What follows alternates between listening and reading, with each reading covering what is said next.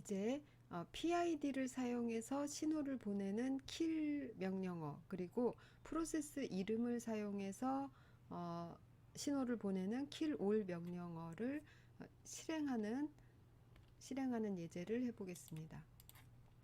kill은 먼저 신호를 어떤 프로세스에 보내는 일도 하지만 kill-l 해서 시그널 종류를 출력해 보는 것도 할 수 있어요. 해봅시다. kill-l 하면 모든 시그널 종류가 이렇게 쭉 나옵니다. 아까 기본 시그널, 그러니까 시그널 몇 번이라고 표시하지 않으면 터미네이트 시키는 시그텀 15번이 간다고 말씀드렸어요. 그리고 kill 하고서는 이렇게, 이건 지금 PID가 되는 거예요. 이 PID한테 15번 신호를 보내라, 이거랑 같은 명령입니다. 그러면 한번 신호를 보내 볼게요.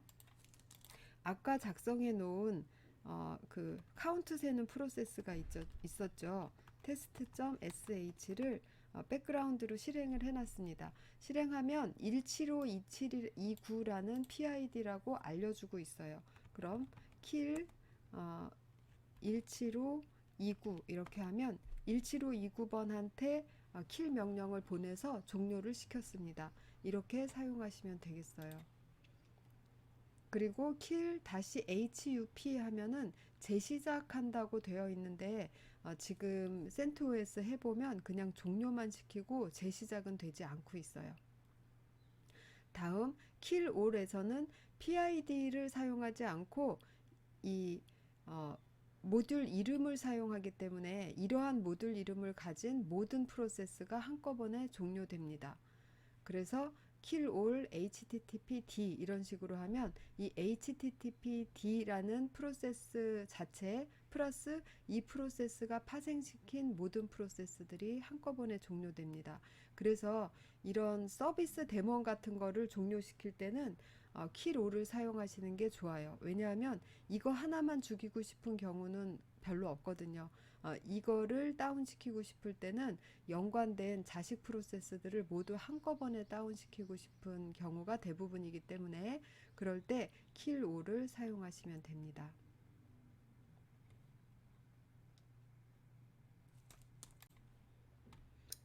다음은 앞에서도 사용해 봤던 바 있는 nice와 renice의 실험하는 커맨드인데요. 먼저 그냥 평범한 터미널 열고 배시 상태에서 ps 명령어를 한번 쳐봅니다. ps-l 하면 배시 위에 ps 올라와 있다라고 이렇게 두 개의 프로세스가 보이죠. 이 상태에서 nice 명령을 이용해서 배시를 실행시킵니다. 그럼 배시 위에 배시가 얹히고 그 위에서 ps가 돌아가는 형태가 되는 거예요.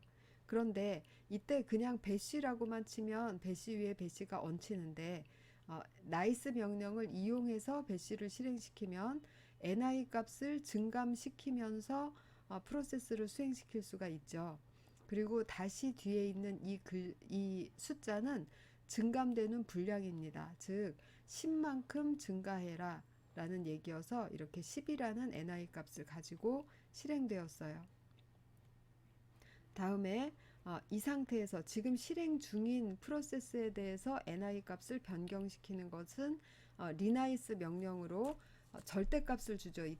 이때는 다시 뒤에 상대적인 값을 주고 renice에서는 ni의 절대값을 줍니다.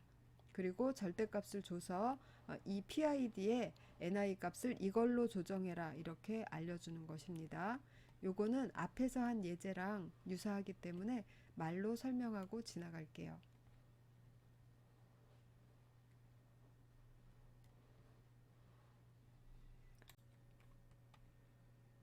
자, 다음 명령어는 no-hop, 읽으면은 no-hop인데 no-hang-up이라는 명령어가 되겠어요. 이것은 어쩔 때 쓰는지 일단 읽어봅시다. 사용자가 로그아웃 하거나 작업 중인 터미널 창 가볼게요. 여기다가 어떤 타르 어쩌고 저쩌고라는 명령을 쳤어요. 제가 엔터를 친 다음에 이 터미널 창 닫고 그 다음에 이 시스템은 닫으면 안 되겠죠. 시스템은 닫지 않고 이것은 그 다음은 어떤 상황인지 마저 읽고 얘기해 봅시다. 터미널 창이 닫히거나 그 명령을 실행한 사용자가 로그아웃 하거나 이래도 백그라운드 프로세스로 계속 작업하게 한다. 실행한 명령을 자동으로 백그라운드로 보내지는 않기 때문에 반드시 백그라운드 명령으로 명시해야 됩니다. 백그라운드가 아닌데 이거를 수행해 놓고 창을 닫으면 그냥 컨트롤 C 한 거나 똑같이 작업은 자동으로 중지돼요. 그럼 앞에는 노헙이라고 쓰고 맨 뒤에는 백그라운드라고 표시하고 여기다가 시간이 오래 소요되는 커맨드를 작성합니다. 이런 커맨드는 왜 필요하냐 하면 서버 관리자가 원격에 있어요. 그리고 서버는 이 서버 관리자가 보이지 않는 곳에 있어서 SSH 같은 것으로 터미널만 열어서 이 서버에 접속합니다. 그리고 오래 걸리는 작업을 자기 터미널 창에서 입력을 하겠죠. 그런 다음에는 이 컴퓨터를 지금 더 이상 쓸 수가 없다라고 생각해 보세요. 그럼 실제 작업은 서버 쪽에서 진행되고 있기 때문에 관리자가 리모트에서 접속했던 SSH 터미널을 끈다든가 로그아웃 한다든가 하는 것은 시켜놓은 작업에는 실제적인 영향은 없어요. 그런데 터미널 자체가 닫히면 거기에 종속되어 있던 커맨드들이 다 끝나기 때문에 그거를 방지하면서 그냥 관리자는 조용히 로그아웃하고 하던 일은 그대로 하도록 하고 싶은 겁니다. 그럴 때 사용하는 명령어예요. 그렇게 이해를 하고 타르라는 명령어 아직 안 배웠는데 이건 압축하거나 압축 해제하는 데 쓰는 명령어여서 유용할 때가 많이 있고 시간이 오래 걸리는 일이 허다합니다. 우리가 실제로 웹서버를 설치하다 보면은 느끼실 수가 있을 거예요. 그래서 노헙 명령어에 대한 설명을 해드리고 지나가니까 기억하시기 바랍니다. 이제 프로세스 관리가 끝났고 마지막 1.4 소프트웨어의 설치 및 관리에 들어가겠습니다. 리눅스에서 신규로 소프트웨어를 설치한다. 그리고 설치된 소프트웨어들을 관리한다라는 것은 굉장히 좀 큰 이슈에 해당됩니다. 왜냐하면 이 부분 때문에 오랫동안 리눅스의 데스크탑 버전이 마이크로소프트의 그 아성을 넘지 못하고 있었고 지금도 사실은 많이 어렵죠. 그런데 예전에 비하면 훨씬 이 부분이 많이 쉬워졌습니다. 왜냐하면 일반 사용자들한테는 이런 부분은 크게 중요하지 않고 이 부분 자기가 필요로 하는 소프트웨어가 있다. 그러면 손쉽게 내 시스템에 맞는 것을 내가 너무 세세한 부분까지 선택 안 해도 알아서 내 시스템에 맞는 거를 갖다가 깔아주고 사용할 수 있게 해주면 좋은데 그렇지가 못했어요. 그래서 이 부분이 쉬워진 것이 지금 현재는 많이 쉬워요. 커맨드만 치면은 그냥 의존성이나 이런 것들 다 검사해서 알아서 설치를 해주기 때문에 그래서 예전 방식 소스에서부터 소스를 받아서 내가 빌드해서 결과물을 내서 그것을 내 시스템 안에서 사용하는 가장 복잡한 방법에서부터 가장 간단한 방법까지 차례로 알아보겠습니다. 그럼 여기에 지금 짧지만 세 가지 방법이 다 들어있어요. 먼저 봅시다.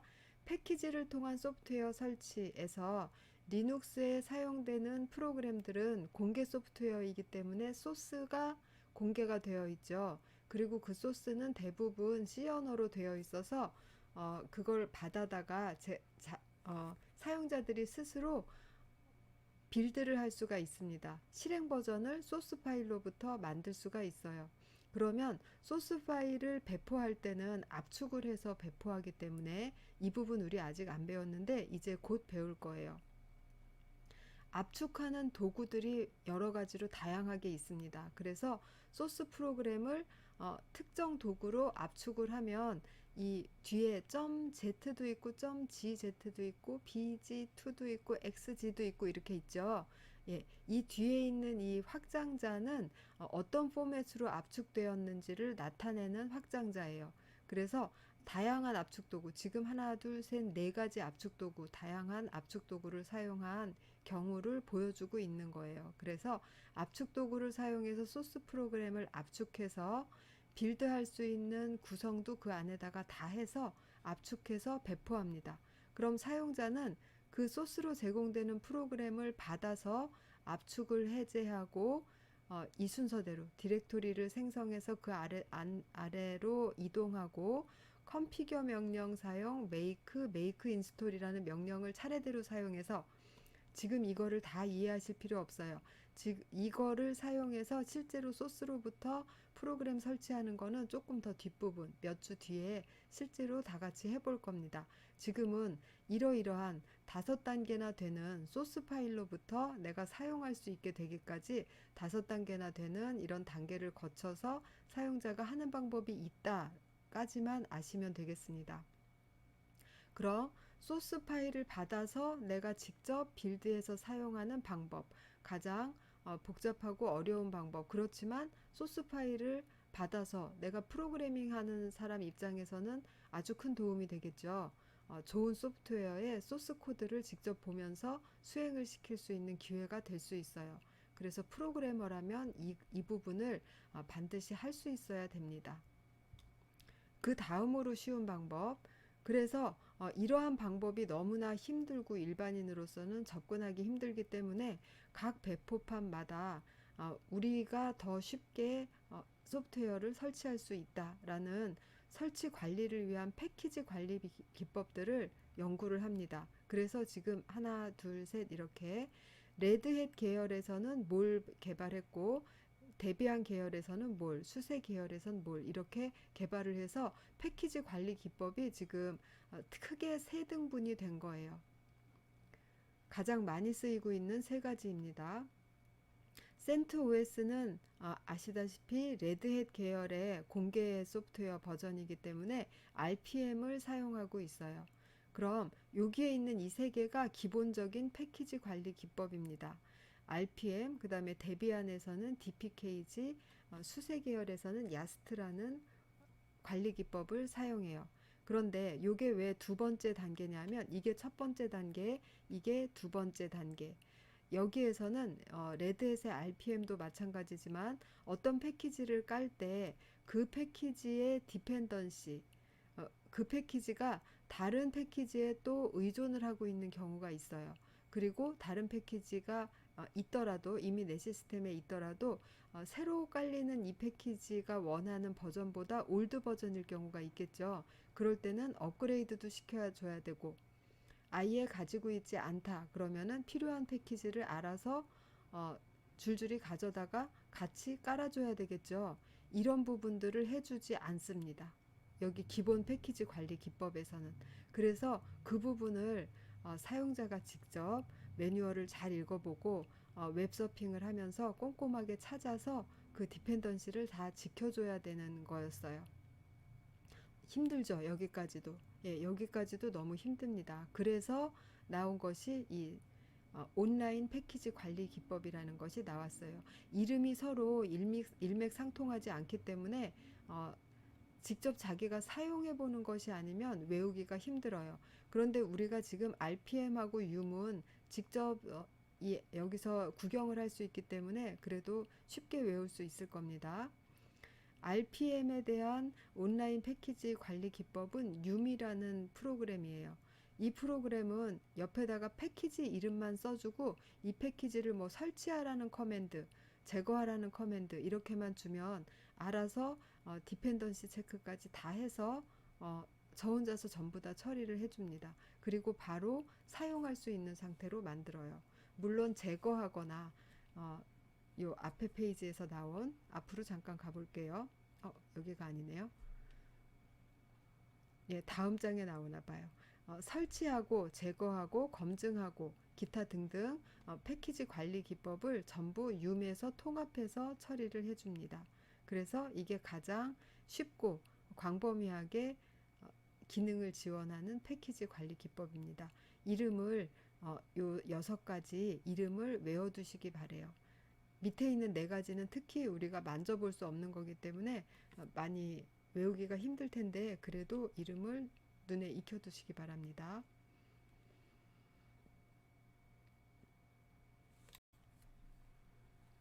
자, 다음은 RPM 파일 형식입니다. RPM이 패키지 이름이라고 했잖아요. 예, 그 패키지 이름, RPM이 패키지 이름이고 그래서 커맨드 이름이기도 한데 이 RPM 방식을 사용하려면 .rpm이라는 형태의 파일로 배포가 되어 있습니다. 그러면 내가 momo.rpm이라는 패키지를 깔고 싶다라고 하면 제일 먼저 하는 것이 이 형태의 파일을 가져오는 거예요. 그래서 내 시스템으로 가져와서 어, 이, 이 파일을 설치하는 명령어가 있어요. RPM 명령어가 그 명령어를 이용해서 설치하고 뒤에 있는 네 가지도 갱신, 제거, 검증, 질의 이런 것들을 다 RPM 명령어를 이용해서 하시는 겁니다. 예, RPM이라는 커맨드 사용하는 거 윤보다 쉽지 않다고 했어요.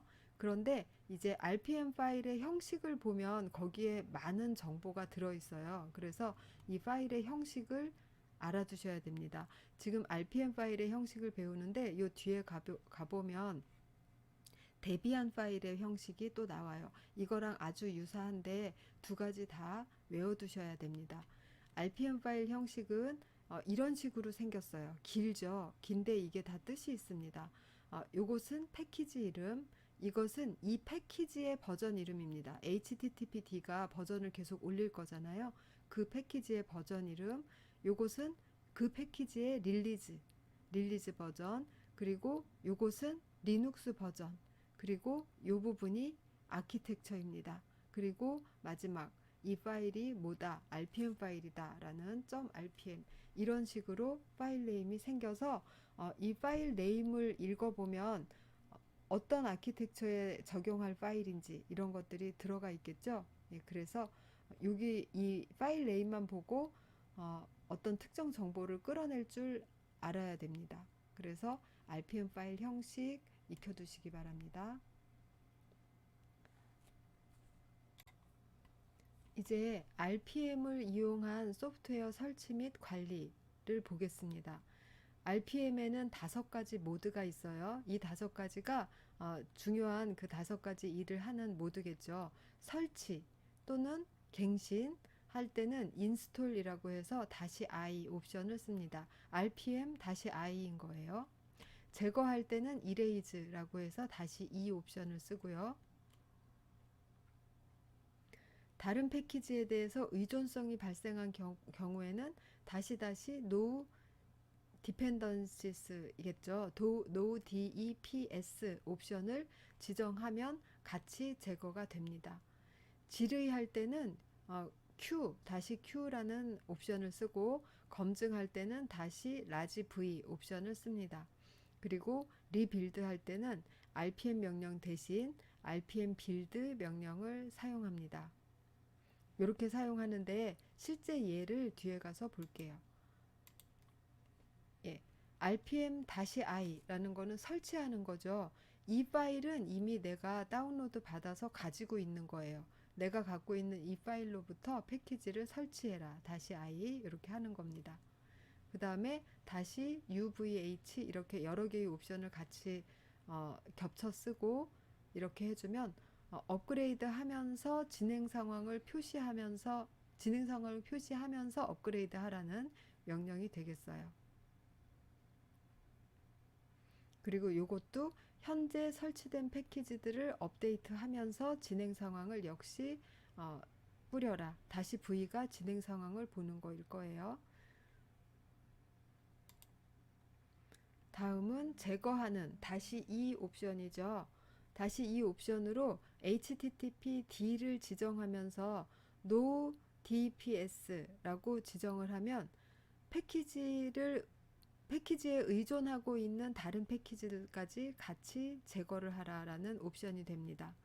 그리고 RPM Q는 질의한다고 했죠. 질의라는 건데 -a는 모든이라는 뜻이에요. 그래서 시스템 안에 설치된 모든 패키지에 대한 정보가 나옵니다. 지금 실제로 우리가 인스톨 해보진 않을 거기 때문에 요 부분은 스킵하고 이 부분은 한번 커맨드를 쳐봅시다. 지금 RPM 명령은 CentOS에 있기 때문에 RPM-QA 하면 내가 직접 손으로 깔지는 않았지만 아주 많은 패키지들이 깔려 있을 거예요. rpm-qa 이렇게 들어있고 각 패키지마다 아까 얘기한 패키지명, 버전 이름부터 아키텍처까지 이렇게 자세한 정보가 나오고 있습니다.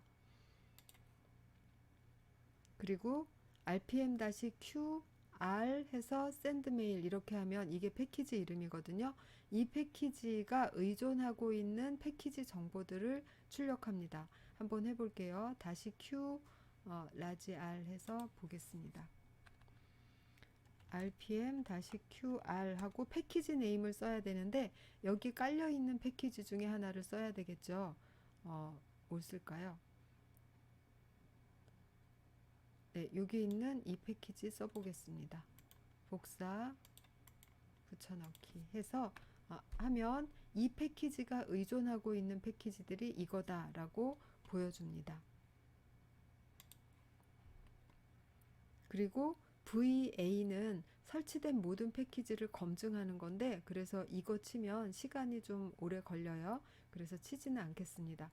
rpm build라는 명령어를 이용해서 패키지 리빌드가 가능하다고 했죠. 그래서 이 명령어도 rpm 파일에 대해서 사용하는 법을 적어 놨습니다. 그럼 rpm은 실제로 인스톨하고 검증하고 이런 리빌드하고 이런 부분은 저희가 실험은 하지 않을 거예요. 그런데 여기에서 모든 옵션은 아니어도 지금 이 예제에서 나온 옵션들은 외워두시기 바랍니다. I 계속 반복해서 나오는 V, E, Q, A 이런 옵션들이요.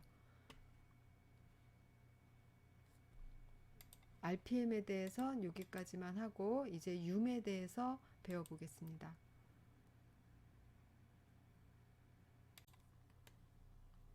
다음은 아까 소개되었던 rpm의 온라인 패키지 관리 프로그램 um입니다.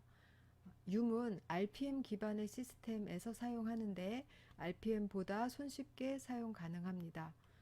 소프트웨어 저장소에 관련된 패키지들을 다 모아두고 그 저장소에서 사용자가 따로 그 rpm에서처럼 rpm 파일을 다운로드 받아서 거기에다가 어떤 명령어를 적용해서 그 패키지를 인스톨하고 이런 방법이 아니라 리파지토리에 관련 패키지들이 다 있습니다. 그러면 그 중에서 내가 원하는 패키지 이름만 알면 네트워크를 통해서 의존성 검사해서 설치하고 자동 업데이트하고 이런 것들을 이런 아주 손쉬운 명령어들만 가지고 자동으로 다 처리를 해줍니다. 데비안 리눅스에서의 apt라는 패키지하고 유사한 일을 해요. 데비안에서는 dpkg의 발전 버전이 apt였죠. 요 뒤에 다시 한번 나옵니다. 지금은 관련된 파일과 디렉토리들인데 이렇게 정리를 해놨어요. 실제로 지금도 이게 지금 예전 버전이기 때문에 7.0에서 어떤지 모르겠습니다. 한번 가서 볼게요. etc 밑에 um.conf가 um에 대한 환경 설정 파일이에요. 그리고 um.repos.d 디렉토리가 설치 관련된 파일들을 모아놓은 디렉토리고 작업 정보는 캐시, var 캐시의 um에 있고 그 다음에 var 로그의 um에는 작업 로그가 써 있다 이렇게 되어 있습니다. 그리고 이 디렉토리 아래에 지금 이 디렉토리 아래에 이런 파일이 있는데 CentOS 베이스 리포라는 파일이 있는데 여기에 있는 항목들이 좀 의미가 있기 때문에 항목에 대한 설명이 나와 있습니다. 베이스라는 섹션에는 패키지 서버의 기본 경로가 있고 요거는 업데이트를 위한 경로 그리고 추가로 유용하게 쓸 수 있는 패키지 경로 이런 식으로 경로들이 나눠져서 들어있는데 이 파일의 내용을 실제로 이 파일이 있는지도 한번 찾아보고 있다면 파일의 내용을 한번 보도록 하겠습니다. 먼저 환경 설정 파일이 있나 한번 봅시다. 일단 etc로 가요. um.conf 파일이 있나 한번 봅시다. 예, um.conf um에 대한 환경 설정 파일이죠. 이렇게 있습니다. 그리고 융 관련 설치 관련 내용들을 가지고 있는 디렉토리가 있다고 했어요. 그래서 디렉토리 안에 왔더니 여기에 이런 파일들이 있네요. 아까 그 베이스라는 그 파일이 여기 있습니다. 복사 캣 해볼까요? 예, 캣 했습니다. 그럼 이 파일 안에 여러 개의 섹션들이 나눠져 있죠. 그래서 이 섹션 하나하나가 좀 전에 얘기한 대로 기본 정보, 갱신을 위한 정보, 추가 정보 이렇게 섹션이 나뉘어져서 어느 서버에서 내용을 가져올 것인가 이 서버의 패키지들을 다 모아놨다고 했죠. 그래서 여기서는 명령에다가 패키지 이름만 쓰면 서버에서 자동으로 어, 가져다가 인스톨 한다고 했습니다. 그래서 서버들의 목록을 이렇게 관리하고 있는 파일이에요.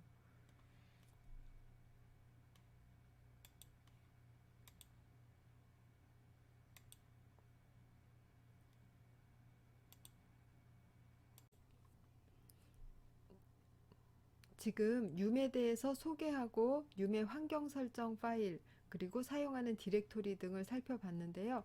실제 윰을 사용하는 예제에서부터는 다음 시간에 하도록 하겠습니다.